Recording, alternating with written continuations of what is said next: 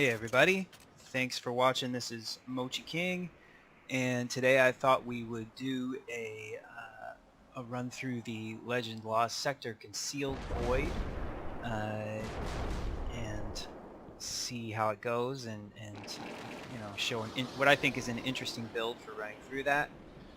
So let's take a second and look at the gear I have loaded. So Stasis for my subclass, a 7th Seraph Officer Revolver with Vorpal Weapon, which is nice but not absolutely necessary. This is a nice thing to have, but not critical to the build, I don't think. Ariana's Vow, which is more critical to the build, and that comes in handy in a couple of ways. It can serve as a long distance, high damage output weapon, and it can also break shields on shield champions. So it's basically going to be our champion slayer, and probably do some boss damage as well. And then 7th Seraph Saw, which is going to be our main clearing weapon. So I'm gonna, a lot of times when you go for these lost sectors, you want to hold your heavy for the big fights. That's not really my approach to this one. I'm going to use, try to preserve my heavy when I can, but at the same time, I'm going to use the 7th Seraph Saw to do the clearing, and I'll give you a sense of why with the armor. So we're going to try to trigger Warmind cells as often as possible. This is really a Warmind cell build, and we're going to use the saw and the hand cannon to try to do that. So if we go through the armor here, we have machine gun ammo finder to keep the saw ammoed up, and then Chosen of Warmind, which when you collect or destroy a Warmind cell, it creates a concussive blast. Then the arms, we have basically just jack of all trades, unstoppable hand cannon, and anti-barrier pulse, which don't really apply to this lost sector, but Rage of Warmind adds additional solar damage to the explosions of Warmind cells. The vest, which you can see is low light level, to bring things. I wanted to bring my light level down to about 1240, because once you hit 1260, I mean it's not a huge challenge to get through these legendary lost sectors anyway. I wanted to make it a bit more of a challenge for for demonstration purposes, I guess. So I'm using a low light level chest, hand cannon aim, and burning cells. So destroying a Warmind cell creates a burst of solar energy that causes enemies to burn for several seconds. So you can see we're really just trying to build up the damage on the Warmind cells when they get shot and blown up. Legs. Really the important thing here is Wrath of Rasputin. Solar splash damage. Final blows have a chance to create Warmind cells. So that works well with the previous one with burning cells. So if you can, if you blow up one and you get a lot of enemies, you have a chance to maybe create another one. And then on the cloak, thermal overload for disruption for overload champions with the stasis grenades, and Surge Eater to recharge the grenade whenever you disrupt, and then also global reach to expand the distance of Warmind cells. So those things should generally work together to create a lot of opportunities for Warmind cells, and once you get one up, it can clear a room pretty quick, and you can keep moving forward.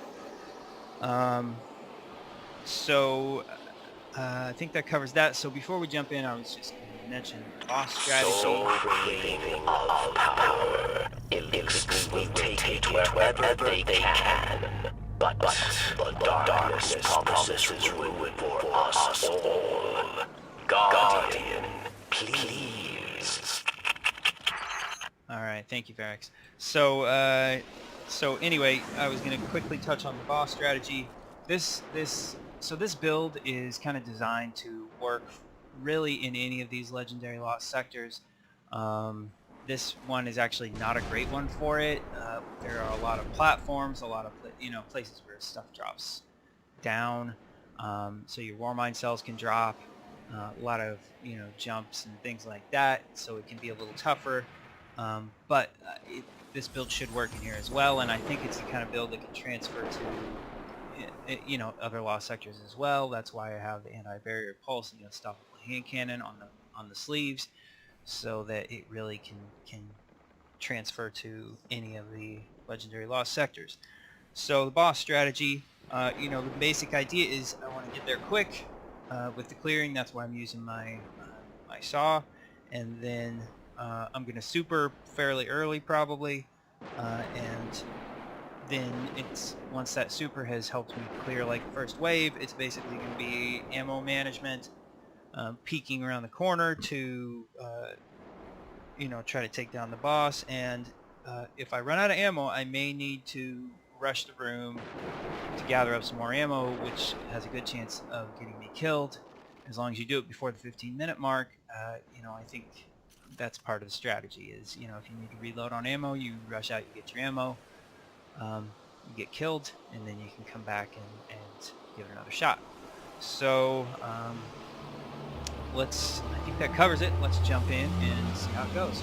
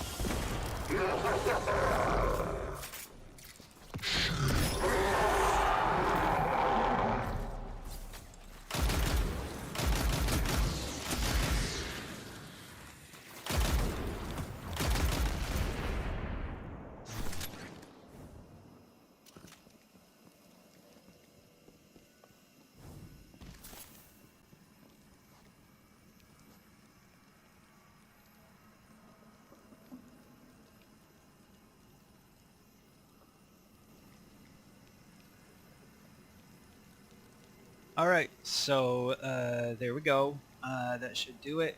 So as you can see, it's pretty effective if you can get the water mine cells up. The Ariana's Vow is pretty good for DPS, and you know, once you get to the boss room, you know, if you super early, and then you know, you just kind of work the boss down, work the servitors down. The servitors are really the key to the room. If you clear out the servitors, and Ariana's Vow is good for that, even though it's not void, you can still break their shield in, you know, maybe 3 to 4 shots, and then you know, you can keep taking the boss down. Eventually, you know, if you take long enough, you might get your super back again. You can use that to clear another wave. So, you know, that's about it. Good luck, and catch you next time. Thank you.